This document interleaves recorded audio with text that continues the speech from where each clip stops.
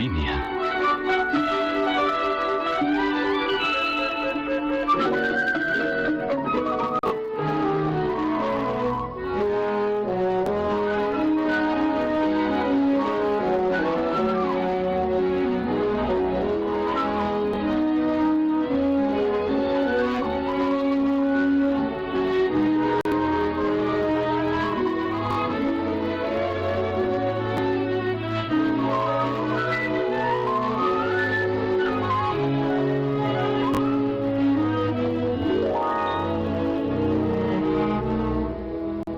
Había una vez una línea muy recta, locamente enamorada de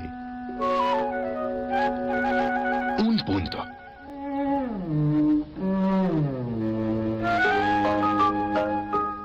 Tú eres el principio y el fin, el centro y la quinta esencia, le decía ella con ternura. Pero el punto, frívolo, no estaba interesado, porque solo tenía ojos para ver a la línea garrapateada que nunca parecía tener nada en su cabeza.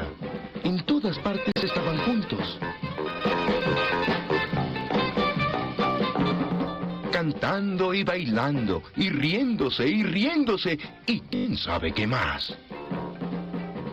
Ella es tan alegre y tan libre, tan desinhibida y llena de alegría, decía él, extasiado.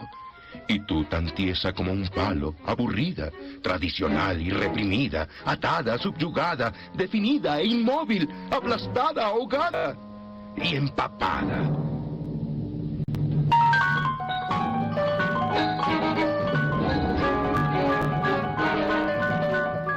¿Para qué te arriesgas?, argumentaba la línea sin mucha convicción.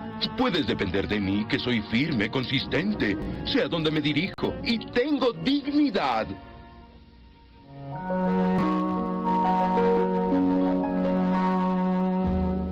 Pero era poco consuelo para la pobre línea. Cada día se volvía más y más malhumorada. Dejó de comer o dormir y pronto quedó hecha una hilacha.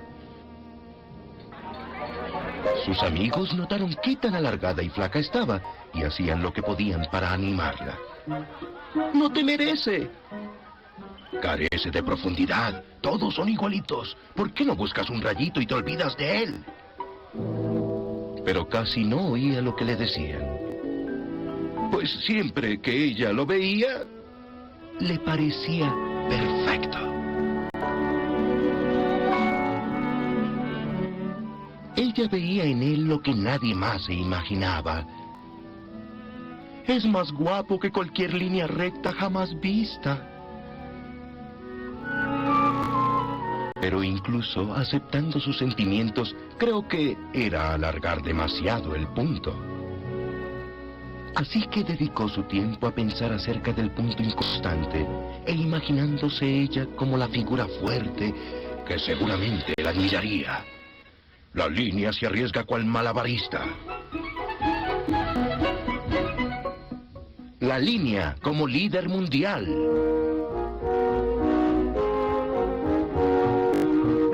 La línea como agente sin miedo que hace cumplir la ley. La línea como fuerza potente en el mundo del arte.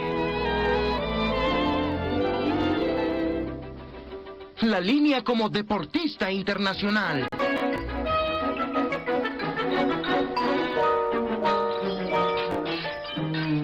Pronto se aburrió de decirse a sí misma mentirillas y pensó que la garrapateada tenía razón. No soy espontánea. Tengo que aprender a ser libre, a expresar mis sentimientos.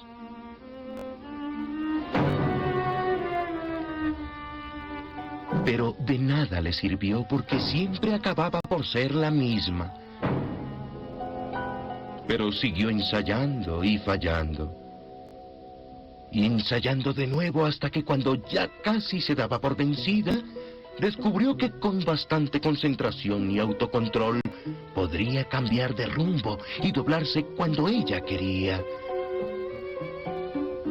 Y lo hizo. Produjo un ángulo. Y lo hizo otra vez y produjo otro ángulo. Y otro, y otro, y otro. Por fin dio un grito muy contenta. Muy orgullosa de sus logros, se quedó levantada hasta la medianoche haciendo toda clase de lados, dobleces, ángulos.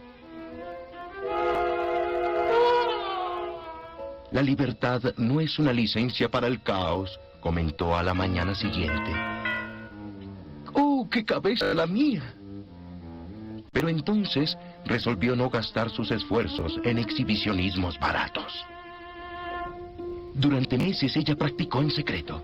Aprendió a hacer cuadrados y triángulos, hexágonos, paralelogramas, rombos, poliedros, trapecios, paralelopípedos, decágonos, tetragramas y un número infinito de figuras tan complejas que tuvo que colocar letras a sus lados y ángulos para seguirles la pista. Pronto aprendió a controlar cuidadosamente las elipses, los círculos y las curvas complejas, y expresarse en la forma que ella quisiera. Dígalo y yo lo juego. Pero todos estos éxitos nada le decían a ella estando sola, así que fue de nuevo tras el punto. ¡Ah, usted otra vez!, murmuró la garrapateada en una voz toda destemplada.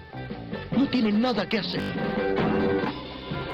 Pero la línea estaba que reventaba de amor y ahora confiaba en sí misma, pues ahora era atrevida, astuta,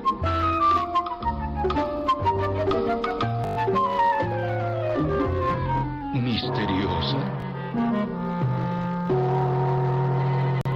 versátil,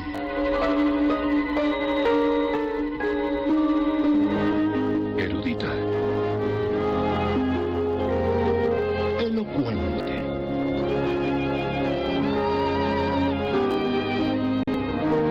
profunda, enigmática,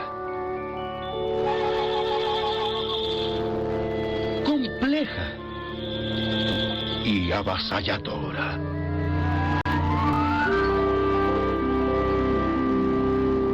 El punto quedó sobrecogido. Se rió como si fuese un muchacho y no sabía qué hacer con sus manos. Entonces miró a la raya garrapateada, quien sufrió en ese instante un nuevo calambre. ¿Y bien?, le preguntó, tratando de darle a ella la importancia acostumbrada. La raya garrapateada, tomada por sorpresa, hizo lo que pudo.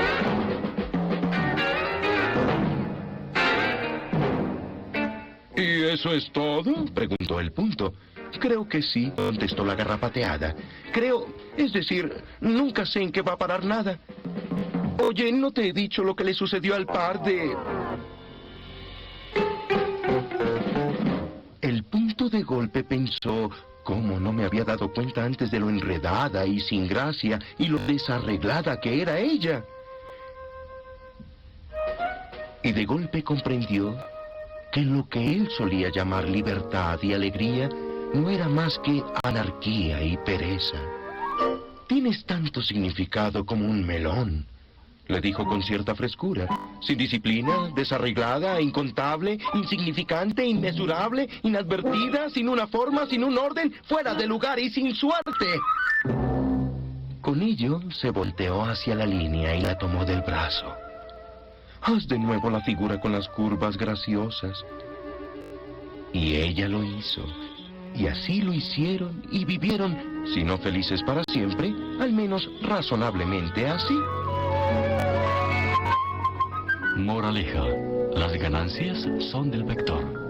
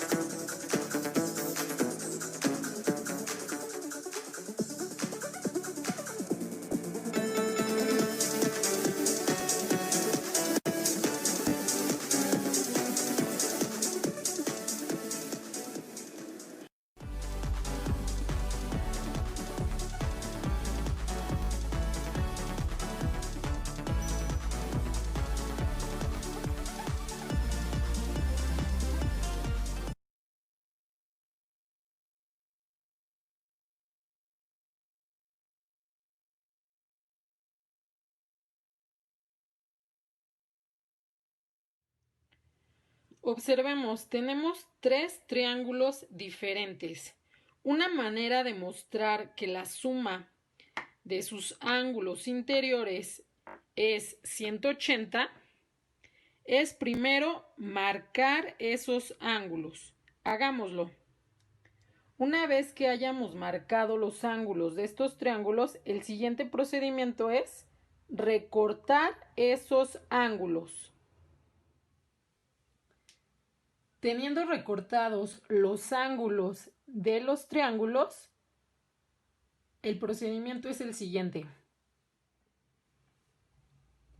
La intención es hacer coincidir estos tres ángulos del triángulo rosa sobre esta línea recta. Hagámoslo.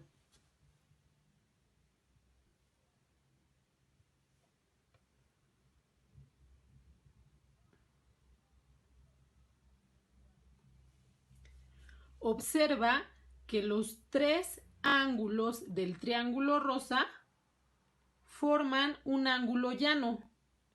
Juntos, entonces suman 180 grados. ¿Sucederá lo mismo con el resto de los triángulos? Veamos.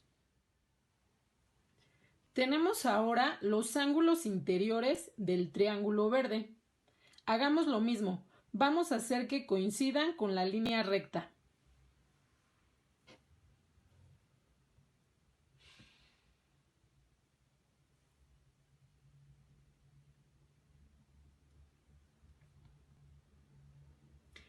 ¿Te das cuenta que juntos los tres ángulos forman un ángulo de 180 grados? Realicémoslo ahora con los ángulos interiores del triángulo azul. Veamos si sucede lo mismo que los otros triángulos.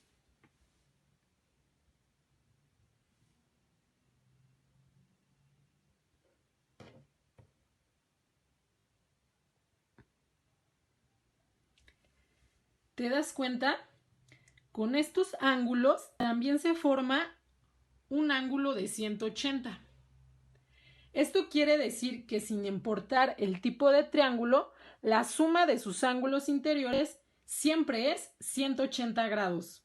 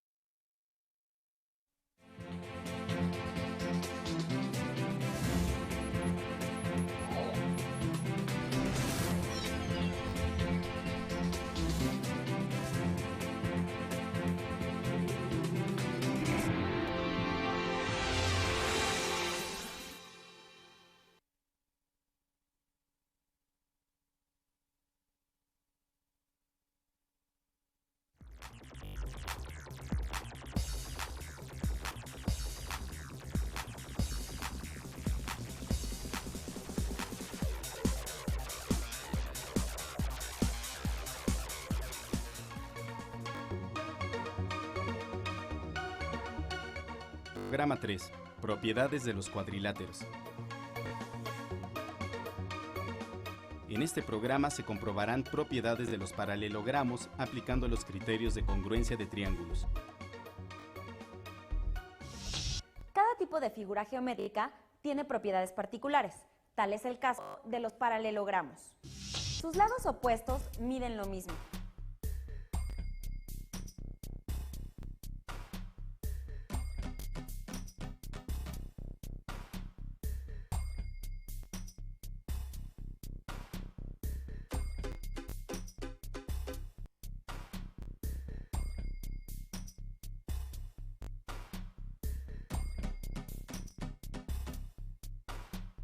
Y son paralelos. ¿Qué otras propiedades tienen los paralelogramos?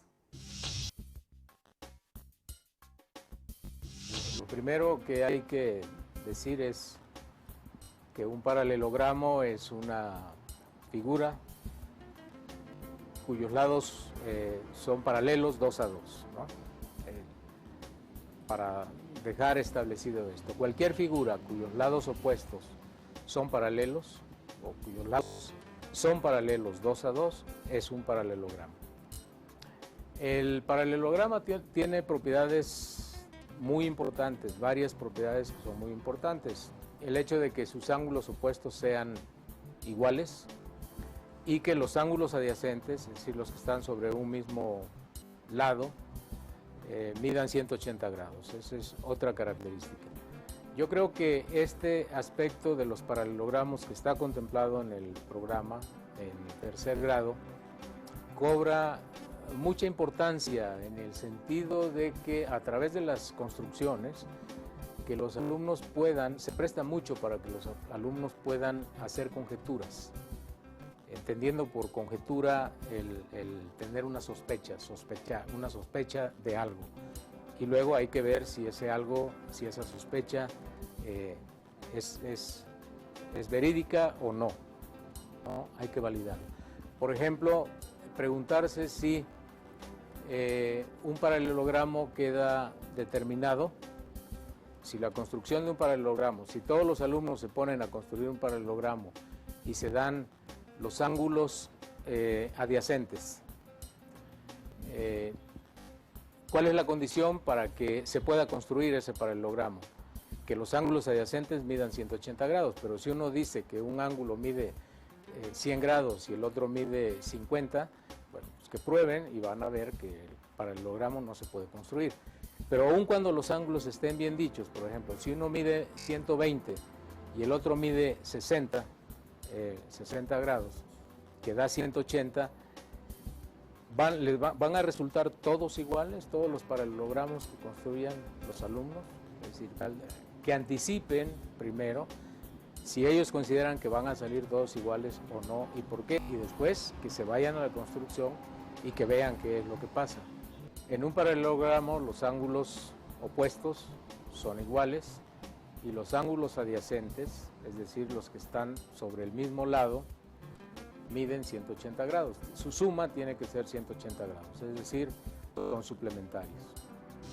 Recordemos, dos triángulos son congruentes si sus ángulos y sus lados correspondientes miden lo mismo. Sin embargo, existen 3 criterios para comprobar de manera más sencilla la congruencia entre triángulos. ¿Los recuerdas?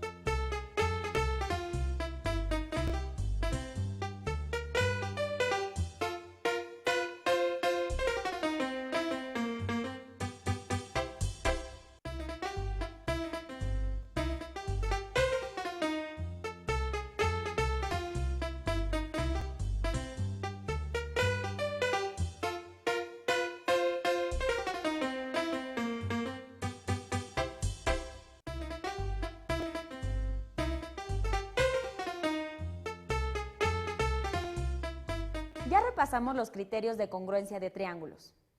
Ahora tenemos la herramienta necesaria para demostrar que, si las diagonales de un cuadrilátero se intersecan en su punto medio, entonces se trata de un paralelogramo. Construyamos el cuadrilátero. Tracemos dos segmentos que se intersequen en sus puntos medios. Y al unir los puntos extremos, formamos el cuadrilátero ABCD.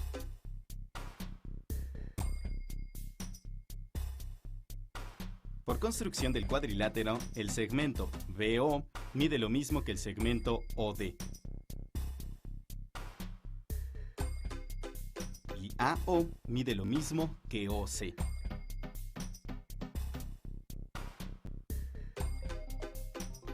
Además, los ángulos A, OB y C, OD son opuestos por el vértice, así que miden lo mismo.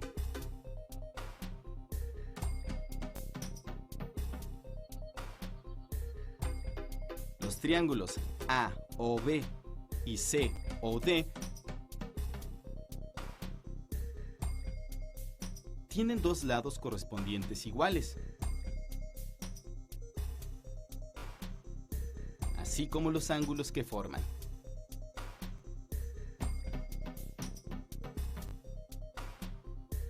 Entonces, dichos triángulos son congruentes por el criterio lado, ángulo, lado. ¿Cómo son entre sí los segmentos AB y CD? Ya probamos que los triángulos A, O, B y C, O, D son congruentes. Por lo tanto, AB y CD miden lo mismo.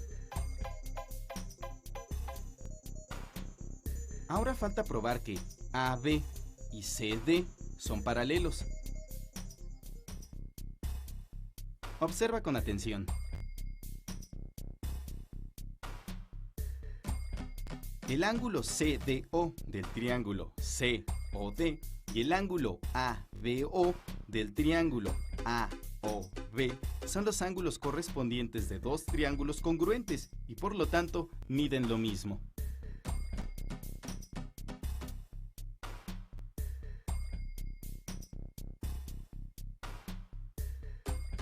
Recordemos que en dos rectas cortadas por una secante, si los ángulos alternos internos son iguales, entonces las dos rectas son paralelas.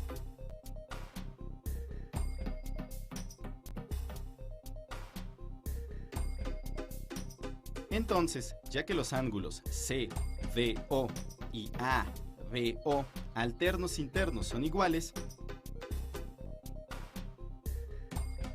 se implica que los segmentos AB y DC son paralelos.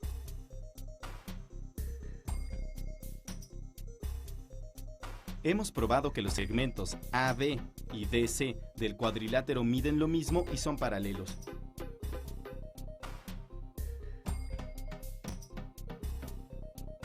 El mismo procedimiento se aplica a los segmentos AD y BC y se llegaría a que también miden lo mismo y son paralelos.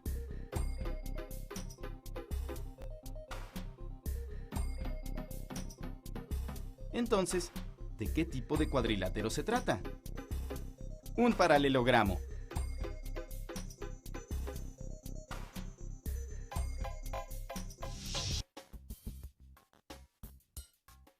Las demostraciones están planteadas solamente para verse algunos casos muy particulares de demostraciones. Por ejemplo, alguna demostración sobre el teorema de Pitágoras.